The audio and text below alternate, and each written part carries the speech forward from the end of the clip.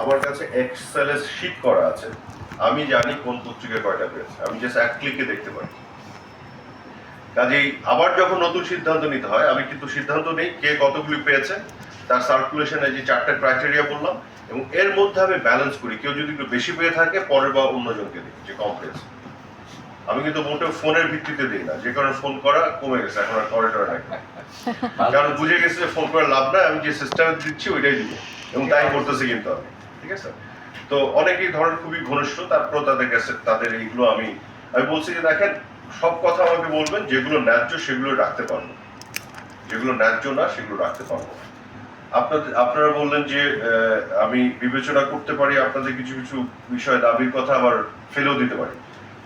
এখানে আমি বলতে চাই সবকিছু বিবেচনা করবো, তারপরে সিদ্ধান্ত নিব কি ফেলে দিব কি ফেলবো না, কোনটা মানে রাখবো কোনটা বর্জন করবো। বিবেচনার আগে কিছুই ফেলবো না, বিবেচনা সবগুলো করবো, এটুকু নিশ্চিত করি আপনাদের। আর প্রকৃত সাংবাদিক নিয়ে যেটা বললেন, এটা নিয়ে মনে হয় আমাদের একটু বসে আলাপ করে, আমার মনে হয় এটা একটু আমাদের আপনাদের কাছ থেকেই একটা যে ডেফিনেশন যেটা আছে আপনি বললেন, এটাকে আমি আর গো ব্যাক অ্যান্ড ভেরিফাই, একটা ব্যবস্থা কিছু করা যায় কিনা।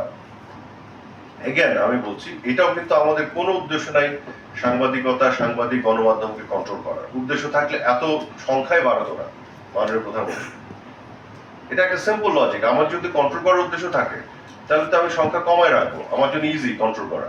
সংখ্যা যে বাড়ায় সেই কন্ট্রোল করতে চায়, সে কন্ট্রোল করতে চায় না বলে তো বাড়িয়েছে। কিন্তু আমাদের উদ্দেশ্য হচ্ছে প্রফেশনাল জার্নালিজমকে প্রোটেকশন দেওয়া।